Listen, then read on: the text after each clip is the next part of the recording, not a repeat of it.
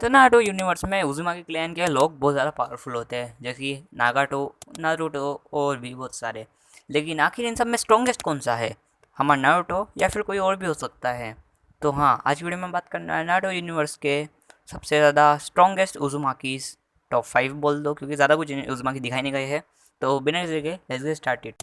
Number 5, Kushina Uzumaki, जो कि अपने नारुतो की माँ है, और ये स्पेशली उज़ुमाकी क्लैन से बिलोंग करती है।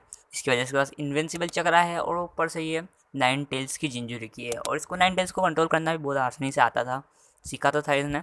और इसकी पावर्स और एबिलिटीज़ के बारे में ज़्यादा कुछ बता नहीं, लेकिन ये इनफ पावरफुल है क्योंकि 9 टेल्स का चक्रा है। बाकी ज़्यादा कुछ बता नहीं है, तो लाइक बढ़ते हैं नंबर 4 पे।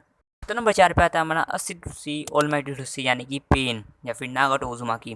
तो देखो, पेन बहुत ज़्यादा पावरफुल था, और तुम लोग सोच रहे होंगे कि इतना खतरनाक, लगभग पूरे पूरे लीफ विलेज को ख़त्म करने वाला आदमी नंबर 4 पे कैसे आ रहा है? तो देखो, नारुतो यूनिवर्स में अगर पेन की पावरफुल की बात करी जाए तो बहुत ज़्यादा इन्विंसिबल थी। लेकिन अगर उज़ुमाकी की कैटेगरी में डाली जाए तो उज़ुमाकी में सारे उज़ुमाकी ताकतवर है, और इसके आगे आने वाले तो बहुत ज़्यादा खतरनाक है। और पावर्स और एबिलिटीज इसके पास है अपना रिनेगान, और ये 6 पार्ट्स ऑफ पेन को लेके चलता है, बहुत ज़्यादा ताकतवर है। लेकिन नारुतो की फाइट के बाद इसकी थोड़ी सी हालत ख़राब हो रखी है, लेकिन ये भी इन्विंसिबल पावरफुल था। ये अकेले ही अपने बहुत सारे कैरेक्टर को उठा सकता है। लेकिन फिर भी बढ़ते अपने नंबर 3 पे। Number 3, बोरुडो Uzumaki. तो बोरुडो इस टाइम पे बहुत ज़्यादा इन्विंसिबल पावरफुल है। ये इन्विंसिबल चक्रा मैं बार बार क्यों बोल रहा हूँ मुझे खुद को समझ में नहीं आ रहा, लेकिन बोरुडो बहुत ज़्यादा पावरफुल हो चुका है इस टाइम तक। मैंने जहाँ तक पढ़ा है वहाँ तक बता रहा हूँ, जो कि तुम समझ लो 6 चैप्टर के बाद तक है। और इस हिसाब से जो बोरुडो उस टाइम इनफ पावरफुल हो चुका है, जिसके जो पेन को सरपास कर सकता है। और उसके ऊपर इस पर से सास्के उसका सेंस है। उसके बाद रिनेगान भी आ ही जाएगा अभी। और मैंने जहाँ तक लीक सुनी है, वो नारुतो को भी थोड़े टाइम बाद बीट कर दे, लेकिन अभी के टाइम पे वो नारुतो को बीट नहीं कर सकता। लेकिन बोरुतो अभी तक बहुत ज़्यादा ताकतवर है, लेकिन क्या वो नंबर 2 वाले को हरा पाएगा? तो नंबर 2 पे आता है नारुतो उज़ुमाकी, जो कि अपना मेन कैरेक्टर है। और ये भी इनफ स्ट्रॉन्ग है क्योंकि इसको 9 टेल्स का चक्रा है। 9 टेल्स इसका इंजरी की तो है ही, तो चक्रा तो हो गई। और 9 टेल्स के बाद मानता भी है, उनका बॉन्ड बहुत ज़्यादा पावरफुल है। नारुतो यूनिवर्स में सबसे ज़्यादा बेस्ट बॉन्ड इन दोनों का ही होगा, मादारा के बाद, क्योंकि मादारा का तो पिल्ला था। और बाकी बात करी जाए पावर्स की, तो तुम जानते हो रासिंगन, रासिंग शुरिकेन, और अपना बारियन मोड तो ही वो सब खत्म हो चुका है, वो बात अलग है। लेकिन बोरुतो बीट कर देगा नारुतो को थोड़े और चैप्टर्स के बाद। अभी तो नहीं कर पाएगा, लेकिन थोड़े और बहुत चैप्टर्स का बीट तो करना ही है, क्योंकि अभी बहुत ज़्यादा ताकतवर हो चुका है बोरुतो।